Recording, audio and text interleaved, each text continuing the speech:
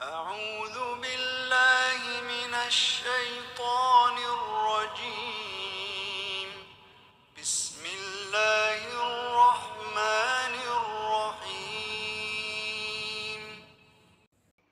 بسم الله الرحمن الرحيم. السلام عليكم ورحمة الله وبركاته.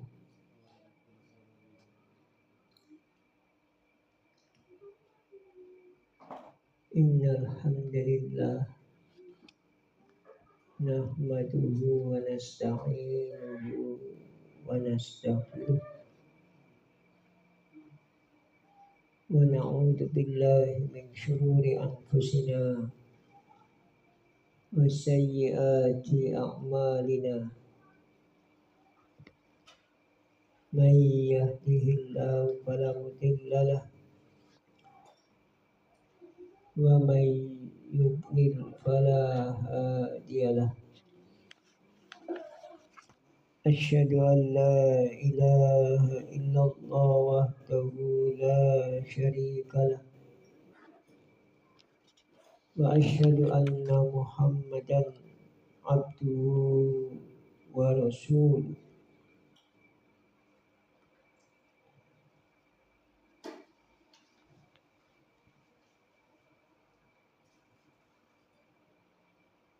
صلى الله على النبي المصطفى محمد وعلى آله وأصحابه ومن تبعهم بإحسان إلى يوم الدين. يا أيها الذين آمنوا اتقوا الله حق تقاته ولا تموتن إلا وأنتم مسلمون.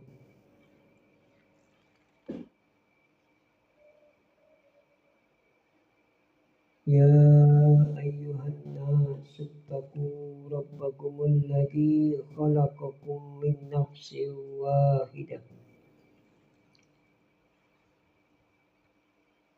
وخلق منها زوجها وبث منهما رجالا كثيرا ونساء.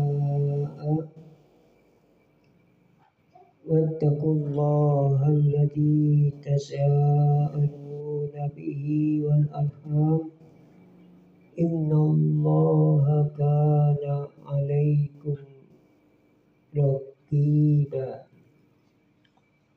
يا أيها الذين آمنوا اتقوا الله وقولوا قولا سديدا يصلح لكم أعمالكم ويغفر لكم ذنوبكم ومن يطع الله ورسوله فقد فاز فوزا عظيما.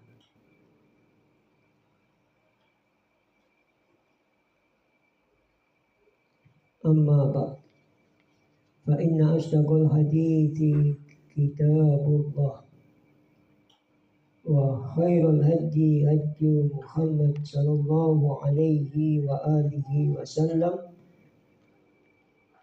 وشر الأمور محدثاتها وكل محدثة بدعة وكل بدعة ضلالة وكل ضلالة في النار.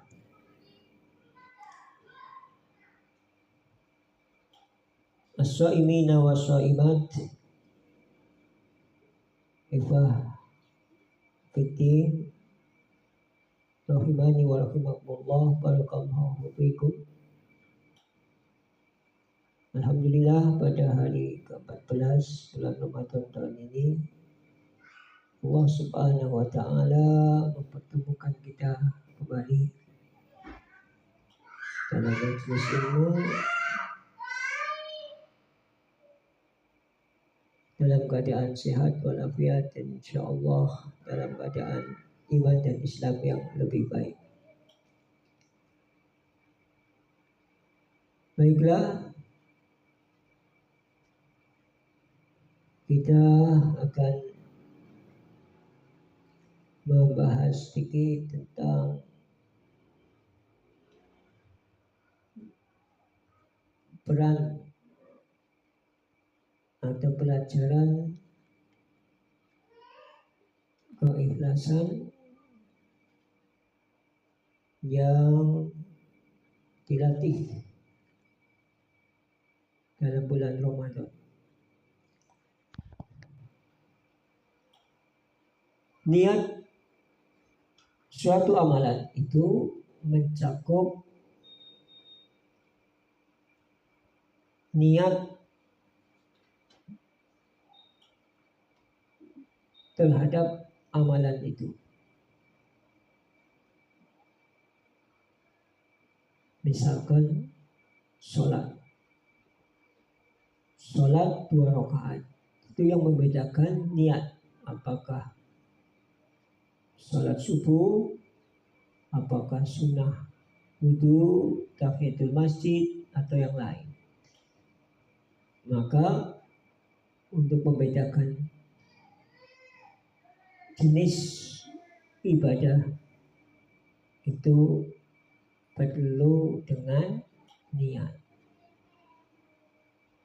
Atau untuk membedakan adat dan ibadah, adat kebiasaan atau ibadah. Sama-sama mandi, tapi mandinya mandi wajib apa mandi untuk menyegarkan badan, apa mandi Jumat. Kemudian yang kedua, niyatul ma'muli lahu. Niat untuk siapa suatu amal yang akan dilakukan. Untuk siapa?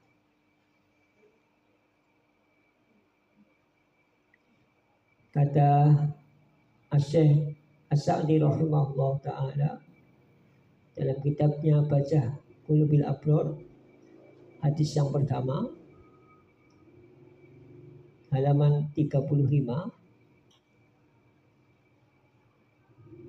Wa amma niyatul ma'muli lahu fahuwa al-ikhlasu lillah.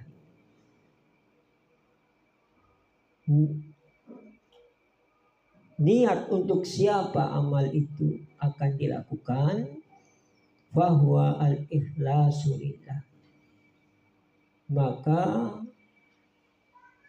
yang demikian itu adalah ikhlas lillah, untuk Allah, hanya untuk Allah. Fi kulli ma ya'til abdu wa ma yadan. Dalam setiap amal yang dilakukan oleh seorang hamba dan yang ditinggalkan. Jadi ibadah itu ada yang dilakukan, ada yang ditinggalkan. Makanya kan bayang siapa meninggalkan sesuatu karena Allah, meninggalkannya itu karena Allah. Sunnah juga begitu, ada sunnah fi'liyah, ada sunnah tarkiyah. Ada yang dikerjakan, ada yang ditinggalkan. Itu sama-sama ibadah. Jadi ibadah itu bukan hanya yang dilaksanakan saja, tapi yang ditinggalkan itu juga ibadah. Wa fi kulli ma yaqul wa yaf'al. Dan pada setiap apa yang dikatakan berupa ucapan dan yang diperbuat. Ayatnya terkenal, wa ma umiru illa liya'budullaha mukhlisina lahuddin. Dan tidaklah aku memerintahkan melainkan agar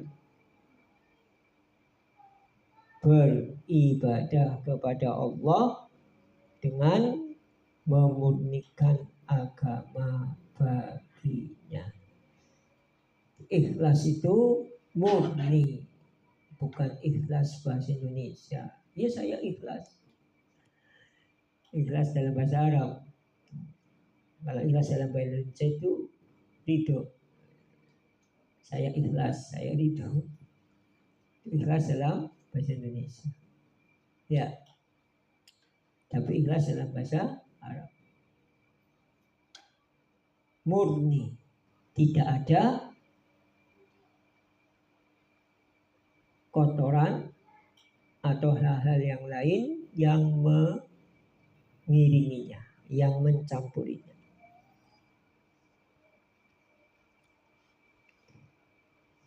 Nah, dalam beribadah puasa kita dilatih untuk pasrah, mongkokan kepada Allah. Bagaimana mungkin tidak pasrah, tidak ikhlas? Dalam sebuah hadis yang sahih, hadis qudsi, Allah Subhanahu wa ta'ala berfirman, yada'u syahwatahu wa ta'amahu min ajli. Dia meninggalkan syahwatnya, istrinya sendiri gitu loh. Halal apa enggak? Halal. Kenapa enggak boleh dicampuri? Karena sedang berpuasa.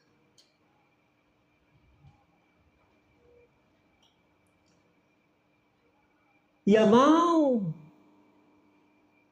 nurut karena memerintahkan Allah.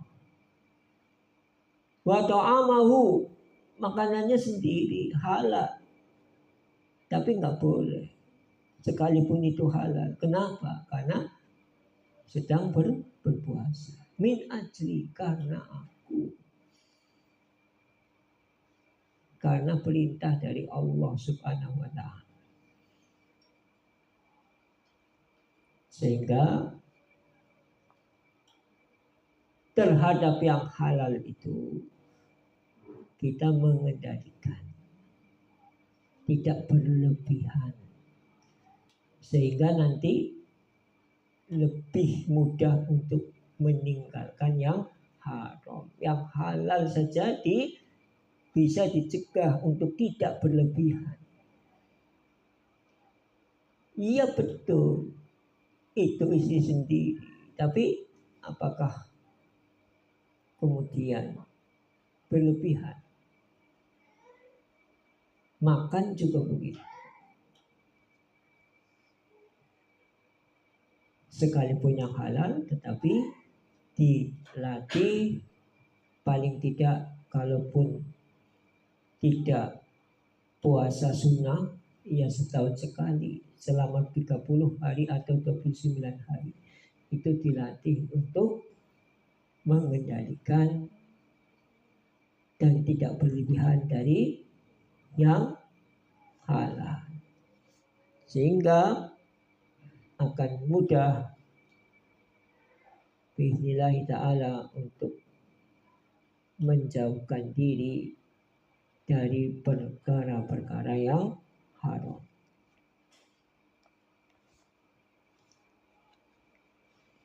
Paling tidak ada 3 amalan dalam bulan Ramadan yang mengajarkan kita agar beribadah dengan ikhlas.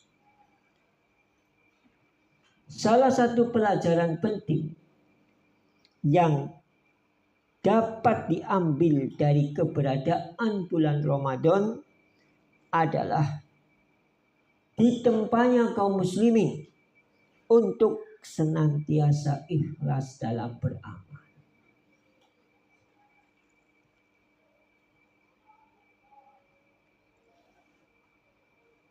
Yang dimaksud ikhlas dalam bahasa Arab, bukan ikhlas dalam bahasa Indonesia. Ikhlas,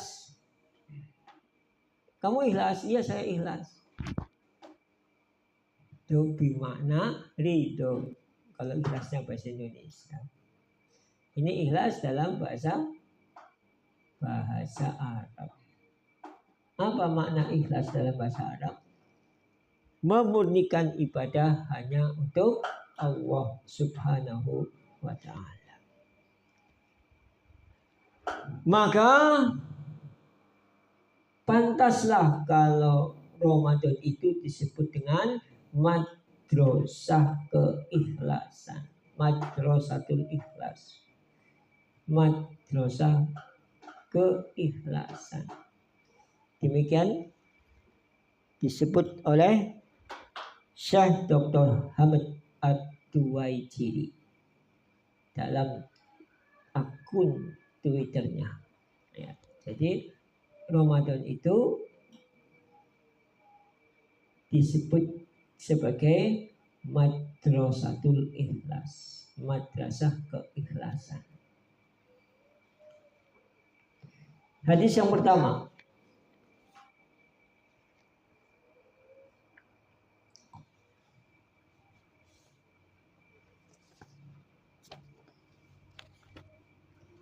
Man shoma Ramadana imanan wa ihtisaban ghufira lahu ma taqaddama min dhanbi. Man shoma Ramadana, barang siapa yang berpuasa Ramadan imanan, atas dasar iman,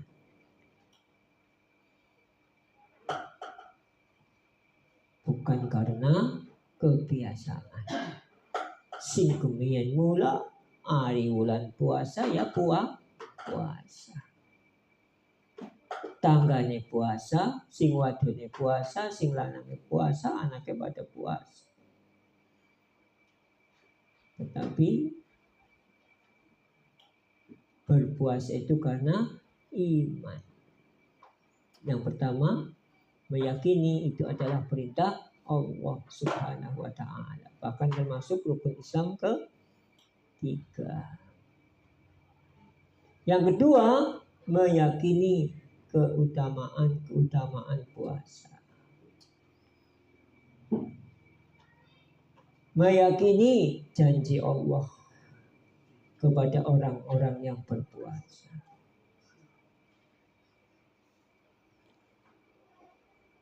Wahtisaban, yang dimaksud ihtisaban dalam hadis tersebut adalah beramal karena mengharap pahala dari Allah. Makanya ada suatu qaul, ada suatu perkataan, ikhlas itu beribadah hanya untuk Allah dan mengharapkan balasan hanya dari Allah. Itu ikhlas. Ibadahnya kepada Allah tapi mengharapkan balasan dari Allah dan juga balasan dari selain Allah, ini kurang keikhlasannya.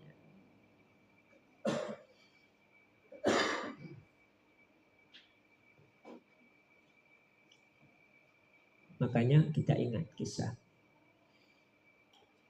seorang wanita pelacur yang memberi minum anjing yang kehausan. Itu gambaran ikhlas. Yang pertama, karena Allah. Yang kedua, mengharapkan balasan dari Allah. Karena situasi dan kondisinya mendukung. Seorang perempuan memang kadang-kadang itu bisa jadi superwoman. Ya, karena perempuan kan bukan Superman. Bagaimana mungkin seorang perempuan turun ke sumur? Sumur di padang pasir apa ada sanyonya? Enak tuh, ada sanyonya, tinggal ceklek, airnya mancur. Ada kerekannya enggak? Kalau dulu kan nggak ada sanyo, kerekannya ada nggak? Nggak ada kerekan. Kita sumur di rumah. Hatinya kasihan, hatinya iba, melas. Itu sampai anjing itu menjilati pasir itu karena saking haus. Ya. Jadi pasirnya kan jadi batunya ada kena air liurnya kan. Lumayan lebu maning ya, anjing maning. Sampai segitu. Turun ke sumur, nggak ada ember, nggak ada timba, pakai sepatu air. Sepatunya dilepas, turun ke sumur, nyedok air pakai sepatu. Untuk siapa? Untuk anaknya yang sedang nangis? Tidak, untuk anjing. Mau minta balasan dari anjing? Apa? Paling digonggong. Dikasih gonggongan. Ya. Itu gambaran ikhlas. Makanya karena dia niatnya ikhlas. Pertama karena Allah, bukan pencitraan. Bagaimana pencitraan? Pencitraan kepada siapa? Lah kau wong nang padang pasir. Gak ada yang melihat. Manusia gak ada yang melihat. Itu ikhlas. Yang kedua, yang dilakukan begitu siapa? Manusia. Anjing mengharapkan balasan dari anjing, balasan apa? Jadi dua kan? Yang pertama, hanya untuk Allah. Yang kedua, mengharap balasan hanya dari Allah. Makanya kemudian diampuni dosanya. Itu balasan dari Allah. Ada yang lebih besar daripada ampunan? Nikmat? Tidak ada. Karena ampunan itu, seorang hamba itu dibebaskan dari siksa neraka. Karena dosanya sudah diampuni. Tidak perlu itu ke neraka. Itu. Makanya kan Allah Subhanahu wa ta'ala menyatakan dalam surat Ali Imran ayat 133, wasari'u ila maghfiratim min rabbikum wa jannah. Sebelum jannah, maghfirah dulu. Supaya kita itu masuk surga tanpa adab. Kira-kira orang bisa masuk surga setelah masuk neraka bisa nggak? Bisa nggak? Masuk neraka dulu kemudian masuk surga? Bisa. Tapi kita tidak ingin. Inginnya kita itu, cita-cita kita itu adalah masuk surga tanpa adab, alias diampuni dosanya. Di dunia dengan amal soleh. Kalau perlu sebelum ke akhirat dosanya sudah diampuni di dunia. Yang dosa besar dengan tobat, yang dosa kecil dengan secara langsung dengan amalan-amalan soleh.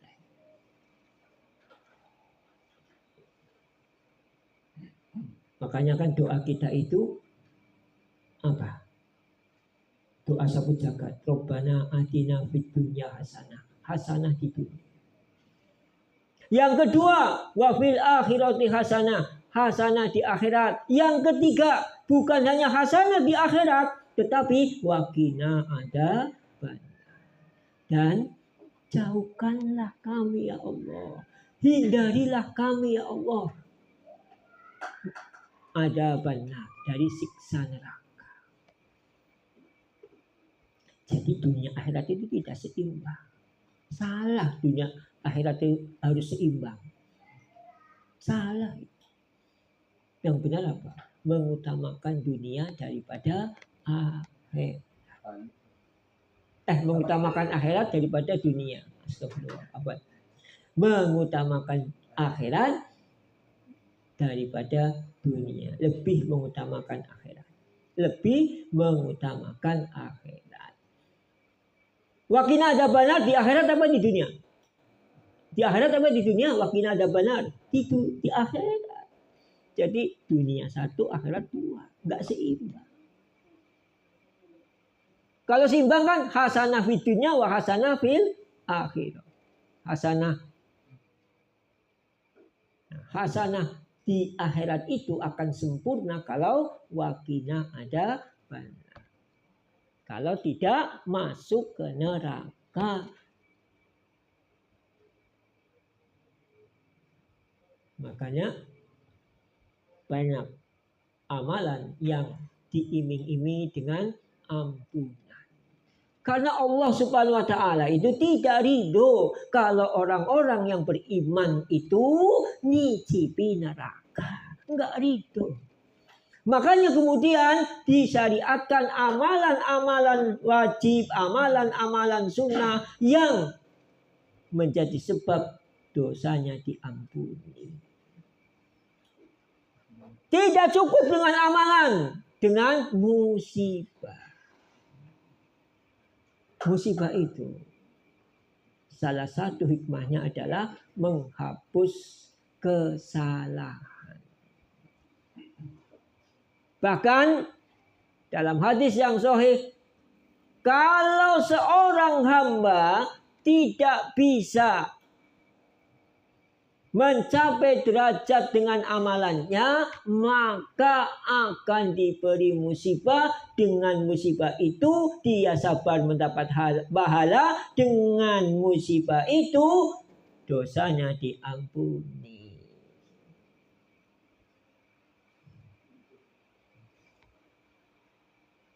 Jangankan musibah, kita itu capek. Yang istri capek ngurus anak di rumah, ngurus rumah di rumah. Ngurus suami, yang suami capek cari nafkah. Nah, kecapean itu akan menggugurkan dosa. Jadi jangan sambat, jangan ngresula angger kesel. Aja ngresula angger lara. Kita ingat kelelahan, kecapean kita itu, capeknya kita itu menghapus dosa, sakitnya kita itu menghapus dosa. Yang laki-laki, yang suami tidak ngeresula, capek mencari nafkah, yang perempuan tidak ngeresula, capek ngurus anak, capek ngurus rumah suaminya. Agar capeknya itu bisa netes. Tahu netes ya? Kalau telur itu ya, kalau netes keluarnya pitik. Angger ora netes kuwuk, mambune baleng. Ya enggak? Udah kuwuk ngerti enggak? Itu kan enggak netes itu. Bosok baunya baleng. Kita juga ingin sakit, musibah dan capeknya itu netes jadi pahala dan netes jadi ampunan. Kepenak itu orang mukmin itu sebetulnya. Makanya betul dalam hadis itu tidak ada kebaikan apapun kecuali bagi orang yang beriman. Diparingi susah ya apik. Berakibat kebaikan, diparingi seneng ya apik. Tidak ada beda. Syukur ya berpahala, sabar ketika musibah ya berpahala. Itu orang yang beriman. Makanya orang beriman itu sabar, tidak meresula, tidak mengeluh. Yang diharap bukanlah pujian manusia. Yang diharap bukanlah harapan dunia.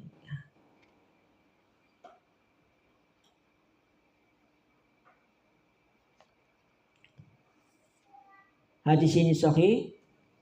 Bagaimana kalau berpuasa Ramadan? Atas dasar iman dan ihtisaban, mengharap pahala dari Allah, berarti itu ikhlas. Jadi mengharap pahala itu bukan tidak ikhlas. Mengharap surga, mengharap pahala itu ikhlas.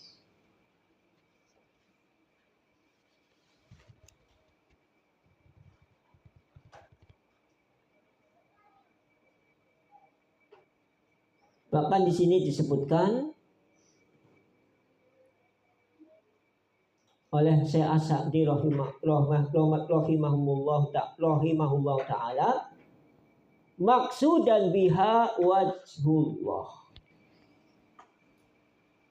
dengan tujuan niat yang utama dan paling pertama adalah mengharap wajah Allah. Ini yang paling top. Melebihi kenikmatan surga. Melebihi kenikmatan surga. Ketika ahli surga memandang wajah Allah itu, lupa kenikmatan surga. Lupa. Sebagaimana di dunia, kalau mendapat nikmat yang lebih enak, anak daging, ya tempe udah dilirik, ya. Apa maning pada haji, ya tempe orang bayi. Di surga juga begitu.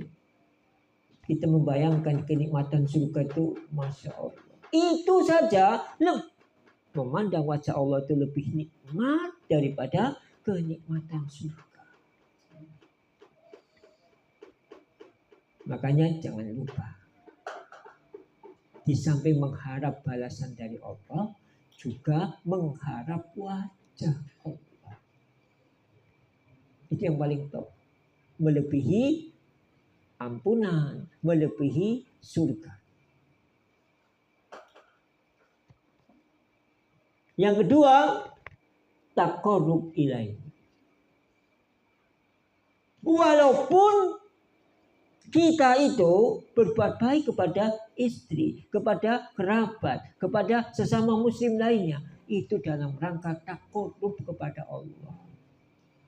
Kenapa taqarrub kepada Allah? Karena yang kita lakukan itu Allah ridho.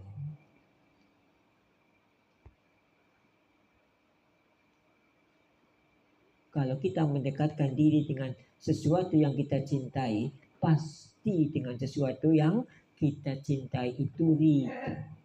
Yang kita cinta orang tua, pasti kita bagaimana supaya lebih dekat dengan orang tua, pasti kita melakukan hal-hal yang disenangi orang tua.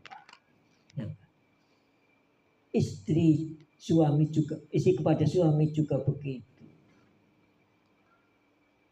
Suami kepada istri juga begitu.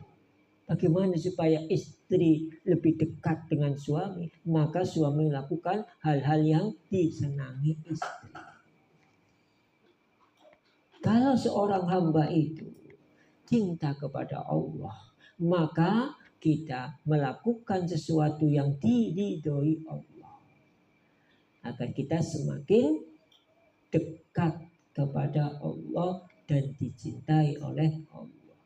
Taqarrub ilaihi. Yang ketiga, wa talabu thawabihi, dan mengharapkan pahalanya. Jadi mengharapkan pahala yang ketiga. Jadi mengharap pahala itu yang ketiga. Yang pertama itu mengharap wajah Allah. Yang kedua, sarana untuk mendekatkan diri kepada Allah. Yang ketiga baru thalabu thawabihi. Kalau seseorang itu sudah dekat, apa baik dituruti? Ya enggak? Iya. Kalau kita sebagai anak sudah dekat dengan orang tua, apa baik keturutan insya Allah. Tapi coba kalau enggak dekat, panjalu be orang kepenak. Ya enggak? Panjalu orang kepenak, apa maning dituruti. Panjalu orang kepenak. Soalnya apa? Rumangsa sebagai orang perkara itu. Hubungannya enggak dekat. Panjalu be orang kepenak. Tapi coba kalau hubungannya dekat. minta apa dituruti, minta apa dituruti. Makanya tolabu sawabihi itu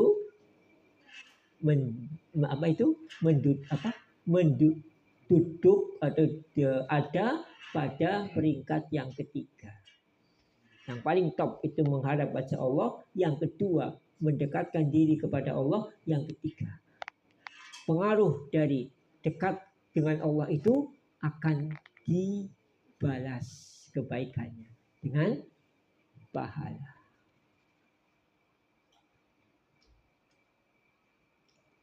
Ghufira lahu ma taqaddama min dambi. Pasti akan diampuni. Ghufira itu mati. Ghufira itu fi'il mati. Majhul, pasif. Padahal untuk menyebutkan sesuatu yang akan datang. Puasa dulu baru diampuni. Tetapi di sini datang dalam fi'il madi. Berarti artinya pasti diampuni. Tapi syaratnya apa tadi? Imanan wahtisaban. Tidak instan. Berarti tidak semua yang berpuasa itu dosanya akan diampuni.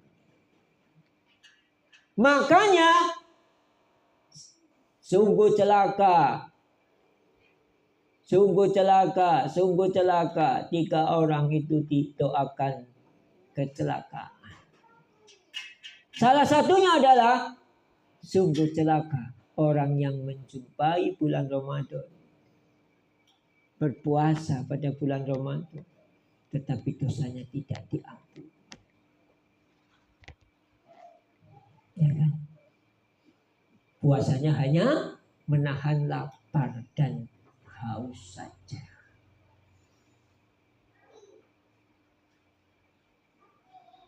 Mengapa bakal celaka? Pada bulan Ramadan Allah Subhanahu wa taala obral pahala, obral ampunan kok ora diampuni, ora keduman. Terus kapan keduman? Kapan keduman?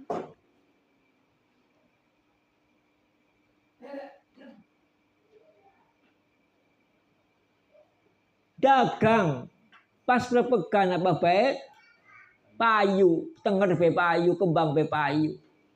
Lah kau ora payu, dasaran kau ora payu, payu kapan? Ada ke perpekan saben dina.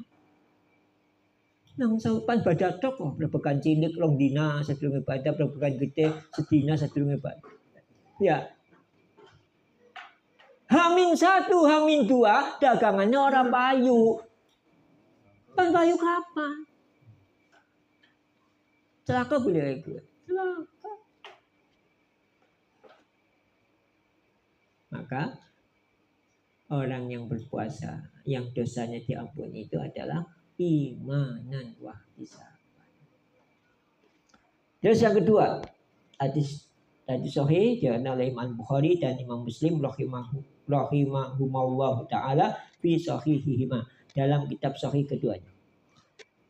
Kemudian yang kedua, man qoma ramadhana imanan wahtisaban ghufira lahu ma taqaddama min dambi. Ini juga dikeluarkan oleh Imam Bukhari dan Imam Muslim rahimahumullah taala dalam kitab sahih kedua.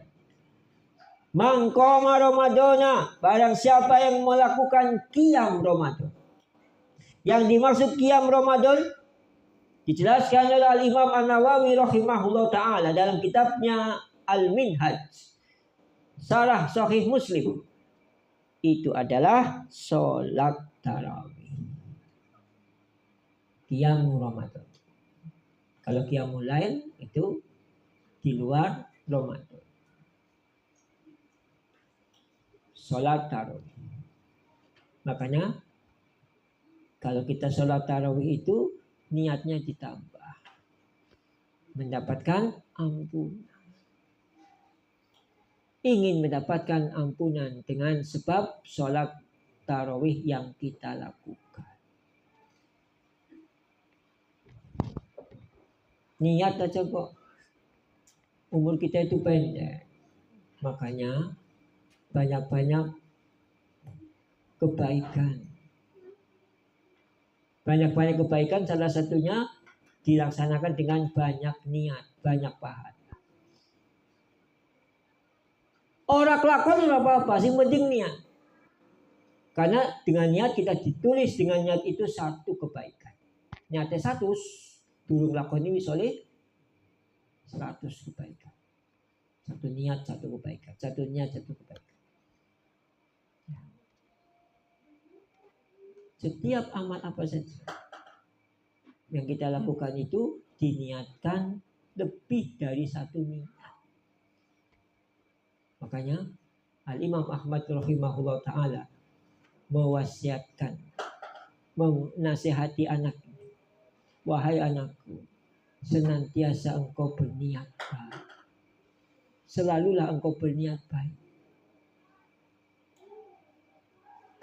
Karena akan selalu dalam kebaikan kalau kita berniat baik. Walaupun tidak kelakuan, paling tidak kita itu dibimbing dengan niat baik kita.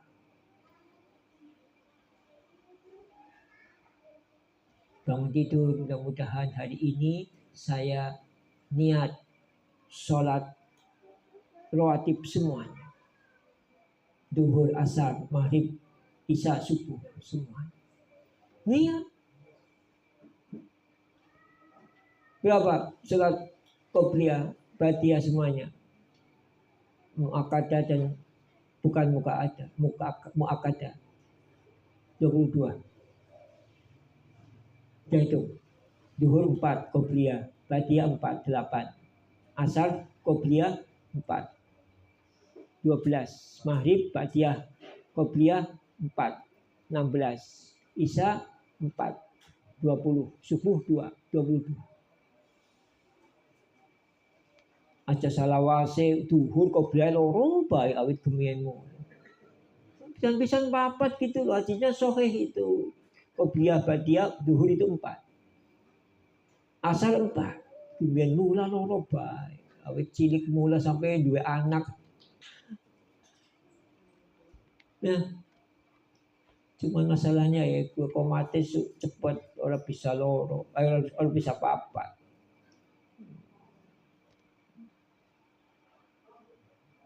Saya pernah ngisi di masjid itu ngomong kalau anak marbote ya Pak aja susu komat gen melasi kan bukan anak sing pengen duhur qobliyah papat aja loro bae awit gemien mula ka qobliyah duhur loro bae. Alasannya marbote susu koma. Berarti marbotnya harus sholat 4 qobliyahnya duhur 4 rakaat. Imamnya juga 4 rakaat. Kok nang makmume kabeh melu. Pan koman aja koman disit. Bisa nih Pak, aku pan sholat duhur 4 rakaat. Ya kan? Apa maning bulan Ramadan? Ya. Jadi imamnya diwisik di sini. Benar, duhur apakah qobliyah papat? Iya di sini Bapak. Ya, iya. Bisa panjenengan saiki berarti merintah marbote aja komat. Keng kau sing 2 rakaat, aku pan salat ning 2 rakaat. Kan mahkamah dua-dua. Ya. Begitu. Nang kene wong aja maning 4 rakaat, 2 rakaat durung lampung wis komat. 4 rakaat priben mbet tahiyat. At-tahiyatu lillah, Allahu akbar komat. Soale imame wis ya imam ta kok biar nenguman dia ya.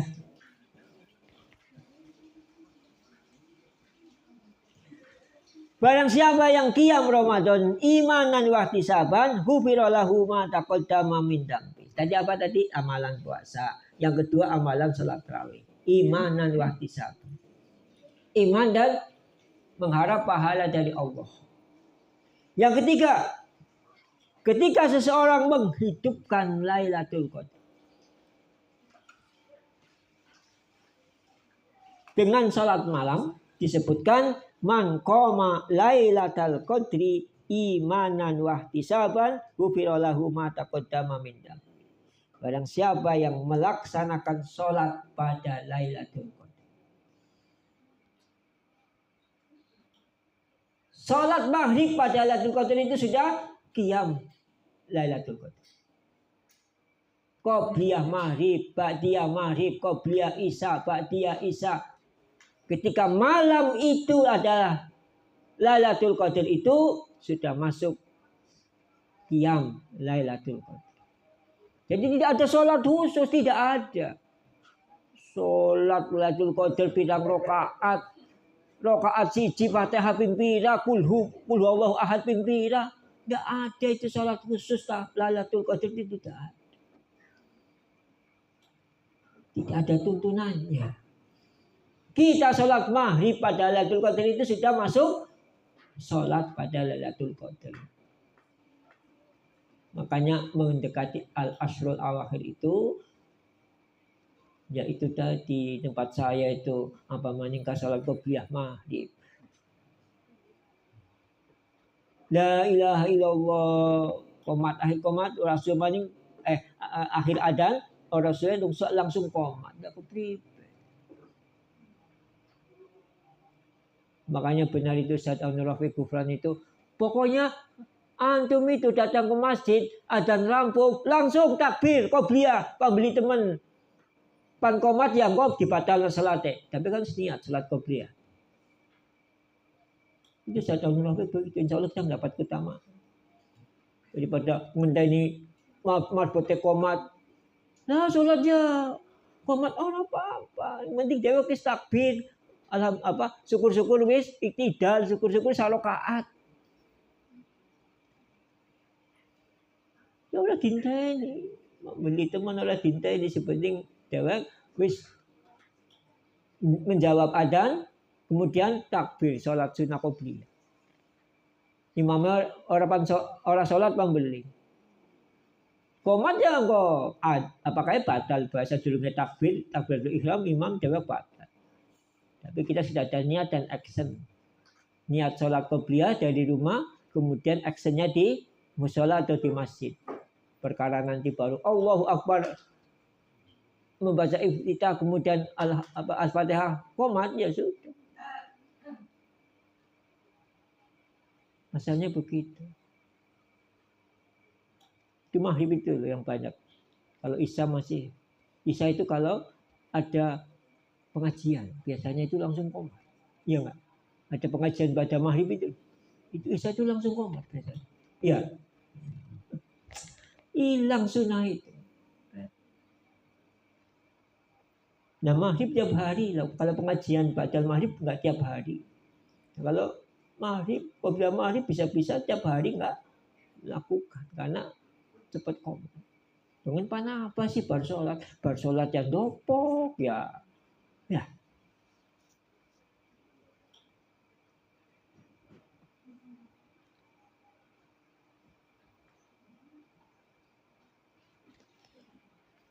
Marikah kita lihat hikmah dari hadis yang 3, utamanya yang apa? Salat pada Lailatul Qadar.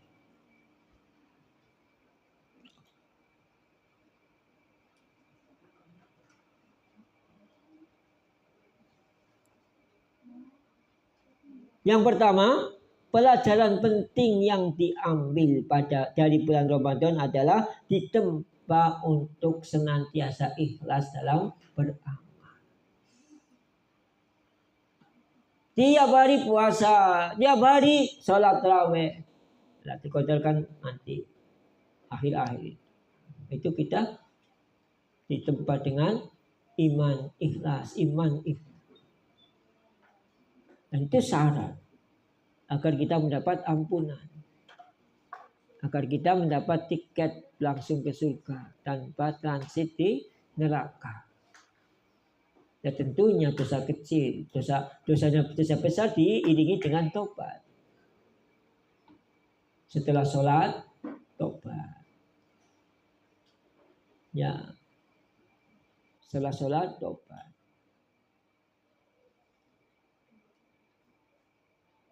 Kemudian yang kedua, yang dimaksud ikhlas adalah memurnikan ibadah hanya untuk Allah.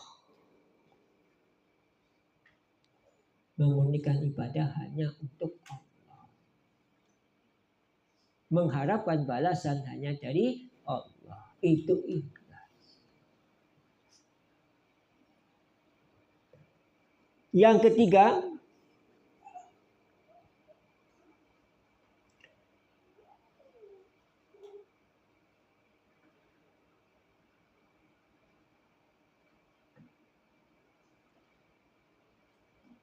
marilah kita menjadikan bulan Ramadan sebagai madrasah, ajang pendidikan, ajang belajar, ajang latihan. Madrasah untuk melatih keikhlasan. Tiap hari, tiap malam kita niat, ya, puasa. Kata siapa? Ustadz Abdurrahman Dhani itu hafidhahullah ta'ala itu, kalau kita sudah niat itu, organ dan hormon dalam tubuh itu menyesuaikan. Itu bukti bahwa hati itu raja. Hati itu raja. Nyatanya hati sudah niat, semua mengkondisikan diri. Maka biiznillahi ta'ala, kalau seseorang itu sudah niat, walaupun tidak sahur, kuat puasa. Tidak sengaja tidak sahur itu, mungkin kelainan. Tidak bangun subuh. Kalaupun sahur hanya air putih, makanya kan sahurnya kalau nggak ada korma air putih. Bukanya anggerlaka korma banyu putih lah dewek. Sahur ya warna-warna sama meja, angger buka ya sama meja. Sahabat dulu itu kalau nggak ada nggak ada korma ya air aja bukanya. Terus sholat maghrib, ya laka mirong, laka kolok, laka apa maning es teh kurangnya es buah kurangnya es rambut, pirang-pirang macam es.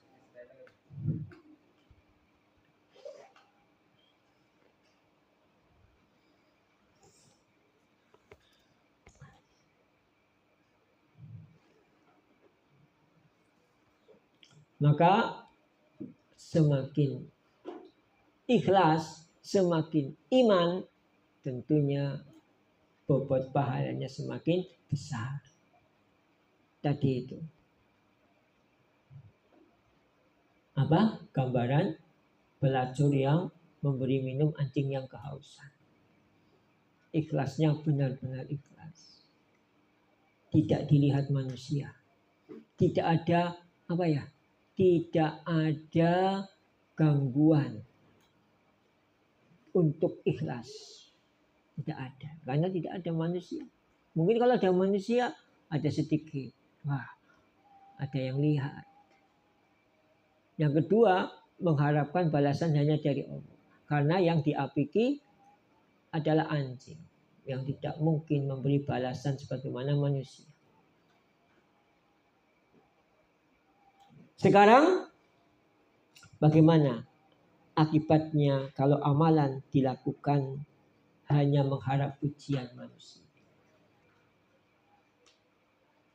Berbeda kalau kemudian manusia mengetahui kebaikan kita, tapi kita tidak niatkan agar mereka pada tahu.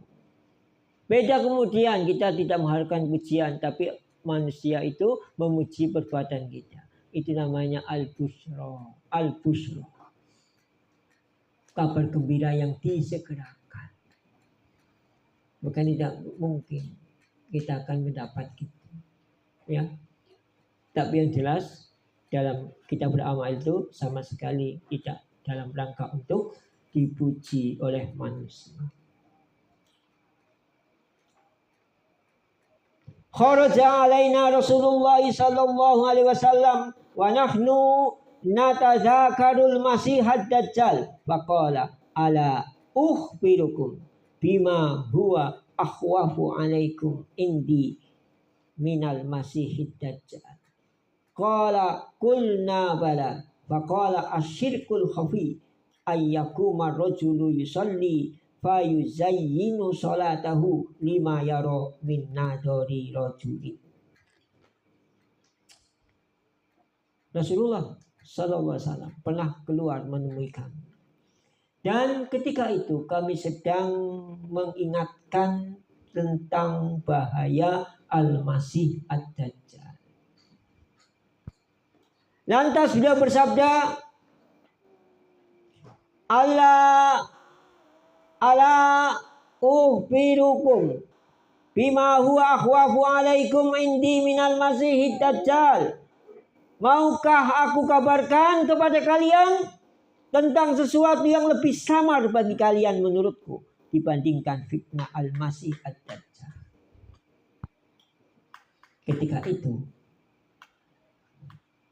samar apa enggak dajjal itu? Ya samar, belum keluar. Tetapi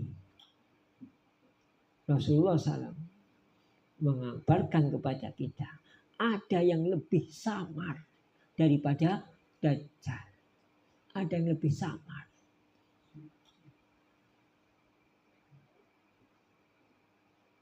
Para sahabat mengatakan, bala, iya, kami mau ditunjukkan sesuatu yang lebih samar daripada Al-Masih Ad-Dajjal. Beliau pun bersabda, yaitu syirik khafi, syirik yang tersembunyi. Bagaimana bentuk syirik yang tersembunyi itu? An yakuma rajulu yusalli. Seseorang sholat. Fayuzayyinu sholatahu. Maka dia memperbagus sholatnya. Min nadori rajulin. Agar yaro lima yaro min nadori rajulin. Agar dilihat orang lain. Ana sing dehem, ana sing ngomong, wah maunya sholatnya sing cepet jadi alo. Suratnya sing maunya kul wallahu ahad ditambah kul a'udzu birabbil falaq, kul a'udzu binas, suwe ngadeg. Salah nahu. Kurang suwean apa? Itu apa?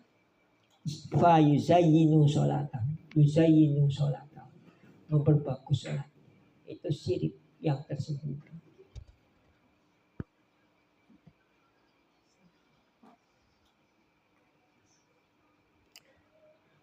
Maka amalan yang dilakukan karena ria, pamer, benar-benar tidak berharga sama sekali di sisi Allah. Tidak berharga. Bahkan 3 orang yang pertama kali dimasukkan, dilempar ke neraka itu, amalannya tidak main-main. Tetapi kenapa amalannya tidak main-main, amalan besar, kok menjadi golongan pertama yang dilempar ke neraka? Karena amalannya dilakukan karena pamer, ria. Allah tidak butuh. Dan tidak berharga. Yang pertama, mujahid. Jihad. Tapi salah niatnya. Agar disebut sebagai pahlawan. Pemberani. Yang kedua, orang yang paham terhadap Al-Quran. Mengajarkan Al-Quran. Tapi sayang. Salah dalam niatnya. Agar orang-orang mendapatkan atau menggelari Al-Qari, dan itu sudah didapatkan. Yang maunya disebut sebagai pahlawan sudah disebut pahlawan. Terus minta apa kepada Allah? Kan saya sudah memberi. Enggak. Mereka ingin disebut sebagai pahlawan, sudah disebut pahlawan. Terus apa yang diharapkan dari Allah? Itu. Yang ketiga, orang yang diberi harta. Bersedekah dengan hartanya, tapi sayang. Maka disebut sebagai dermawan.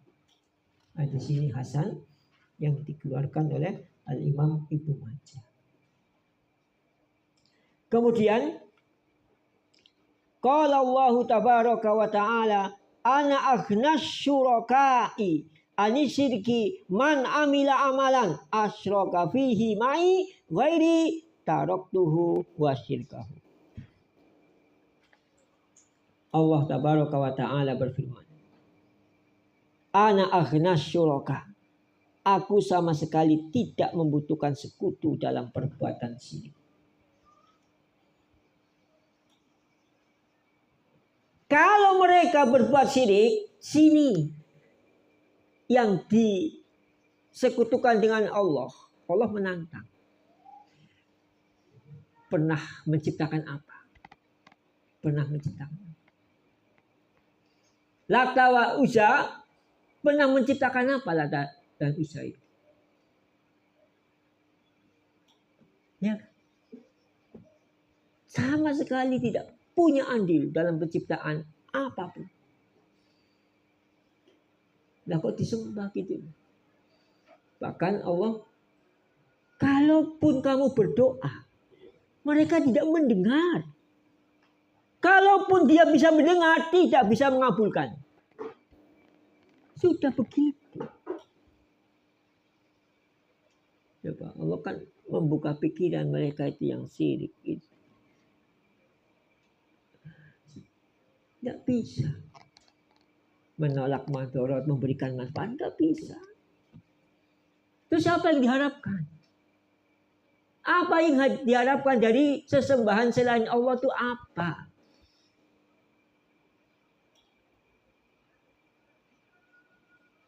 Tidak usah menciptakan langit dan bumi.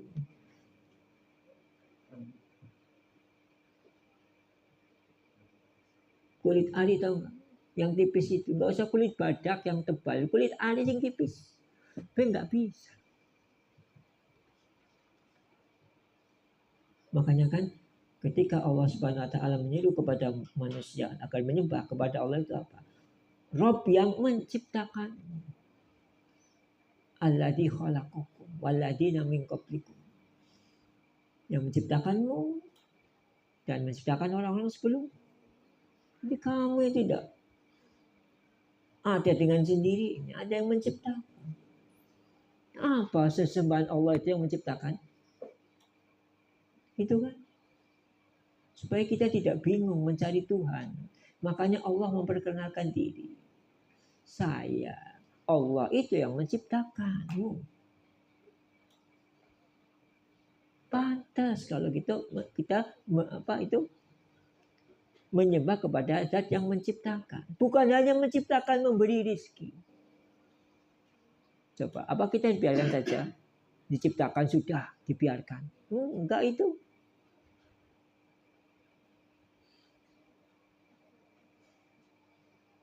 Man amila amalan asroka fihi ma'i. Barang siapa yang menyekutukanku dengan selain aku. Taraktuhu wa syirkahu. Aku akan meninggalkannya. Tidak menerima amalannya. Wa syirkahu. Dan perbuatan syiriknya. Ditinggal. Al-jaza' min jinsil amal. Mau tidak butuh Allah kok. Di akhirat butuh Allah. Ya. Ketika beramal, dia tidak butuh balasan dari Allah. Butuhnya pujian dari manusia. Lah kok di akhirat kok mengharap balasan Allah? Ya tidaklah. Allah tidak akan membalas. Tinggal saja membeli teman. Coba kalau dikitukan ini. Dicorna. Tarok tuhu wasirkahu. Aku akan meninggalkannya, tidak menerima amalannya. bukan hanya tidak menerima amalannya, bahkan menjadi dosa. Kenapa dosa? Karena menyekutukan Allah dalam ibadah, menyekutukan Allah dalam niat.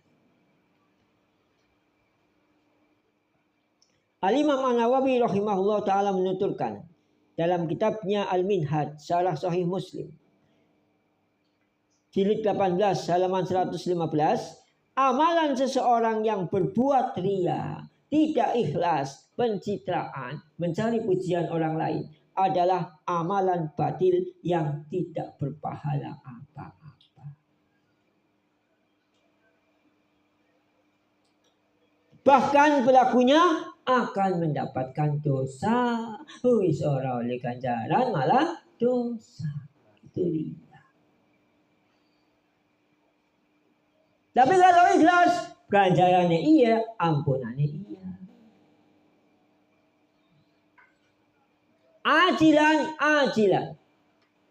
Balasan yang disegerakan di dunia dan balasan yang lebih baik di akhirat. Itu bagi orang yang ikhlas.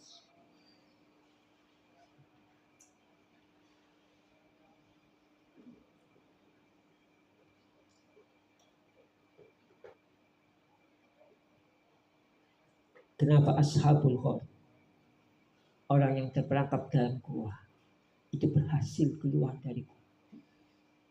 Kalau dengan pikiran itu kan nggak mungkin. Waktu gede ini gak bisa geser lah, kasih geser, kecuali Allah. Ya kan? Nggak ada bego, nggak ada dosen. Kenapa? Karena ikhlas. Yakin tidak ada yang bisa menolong ketika itu kecuali Allah. Siapa yang menolong? Gowokan sepirai lah kasih kerungu. Orang gua pintunya gua ditutup waktu gede, ketutup waktu gede, pan gowokan sepirai lah kasih kerungu. Ya enggak? Nah, itu ikhlasnya bertambah. Karena yakin hanya Allah yang bisa menolong. Kemudian dengan apa? Wasilah amal soleh. Makanya kan di embel-embel, ya Allah, seandainya kalau amalan yang saya lakukan ketika itu ikhlas, ya enggak? Yang apa? Yang berbuat baik kepada ibunya, ya, yang terhindar dari zina, tidak jadi zina dengan keponakannya, yang berbuat baik kepada pegawainya, gajinya tidak diambil, tapi diberikan apa ya? Ternak, pada mana? Cukup yang cukup baik, orang dimainkan kok. Ya ikhlas itu. Ya. Dinggo pisan kala barang teka digawa kabeh direo kabeh. Lah majikane ora keduman apa-apa. Ya ikhlas wis. Itu ikhlas. Makanya kemudian apa? Ajilan. Dibalas di dunia dengan bisa keluar dari gua. Karena ikhlas. Nabi Yusuf alaihissalam diselamatkan dari tipu daya istri Al-Aziz. Kenapa? Karena ikhlas. Antum bayangkan ya, di kamar nggak ada siapa-siapa. Tapi itulah Allah menyelamatkan itu. Makanya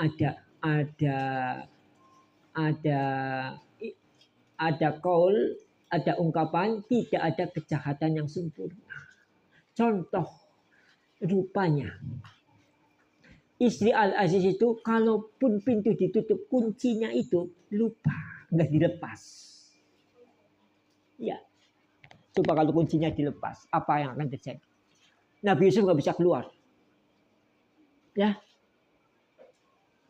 makanya oyok-oyokan Nabi Yusuf akalnya itu masih masih masih bekerja.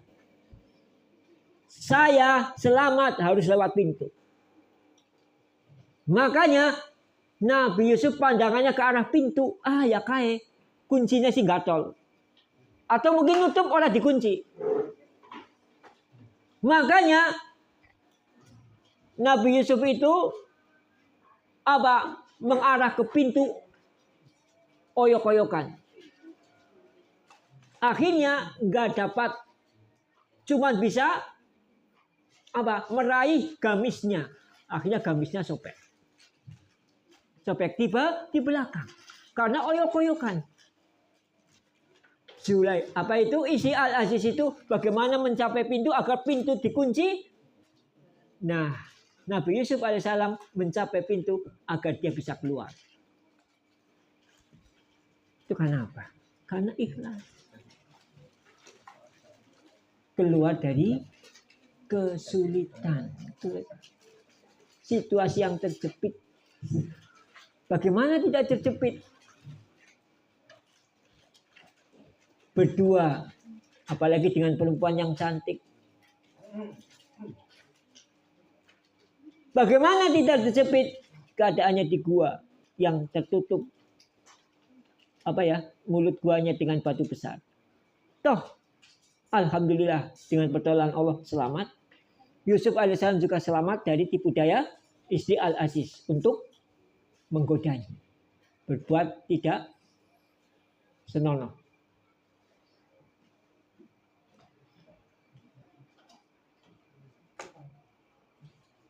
Demikian yang bisa saya sampaikan. Mudah-mudahan Allah Subhanahu wa taala menjadikan bulan Ramadan tahun ini adalah Ramadan yang terbaik bagi kita yang sudah usianya 30 tahun. Berarti kira-kira sudah 15 kali berpuasa. Ya enggak? Tapi hendaknya berpikir apakah 15 kali berpuasa itu puasanya sudah baik atau tidak. Makanya kita introspeksi, mudah-mudahan barangkali tahun depan kita nggak menangi lagi.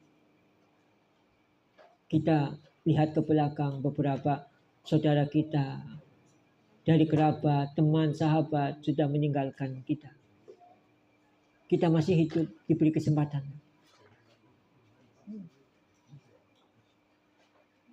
Ada yang meninggal setahun, tetapi mendapat balasan yang lebih baik. Padahal yang meninggal lebih dulu syahid itu. Yang meninggal lebih dulu syahid, kemudian setahun ada orang yang meninggal. Nah, yang setahun itu setelah yang syahid itu meninggal, ternyata ada yang bermimpi yang meninggal tidak syahid di medan jihad itu mendapat balasan yang lebih baik, dan Rasulullah Shallallahu Alaihi Wasallam membenarkan mimpi itu. Membenarkan mimpi itu. Para sahabat heran, mengapa bisa demikian wahai Rasulullah? Orang yang meninggal bukan syahid kok mendapat balasan yang lebih baik. Maka Rasulullah menjawab, Kama qala Rasulullah sallallahu alaihi wasallam, bukankah yang meninggal 1 tahun setelahnya itu sudah sholat berapa kali? Sholat berapa rakaat 1 tahun? 1 tahun itu yang wajib itu 355 karena atau 54. Hijriah itu Qamariyah itu selisihnya 11 hari dalam 1 tahun dengan Syamsiah. Berarti 365 itu Syamsiah dikurangi 11, 354 kali 17 itu yang wajib. Belum sunnahnya. 1 tahun sudah berbeda rakaatnya. Terus bukankah dia menangi bulan Ramadan dalam 1 tahun itu? Makanya bisa jadi pahala amalan bulan Ramadan, puasa dan amalan soleh yang lain melebihi pahala mati syahid. Nyatanya buktinya ini. Yang meninggal setelah 1 tahun setelah yang syahid meninggal itu mendapatkan balasan dan keutamaan yang lebih baik. daripada yang mati sahih. Makanya benar, pahala puasa itu tidak terhingga. Bisa jadi melebihi pahala orang yang mati sahih. Padahal yang berpuasa itu, yang 1 tahun setelah itu hanya meninggal biasa saja, nggak perang dalam peperangan.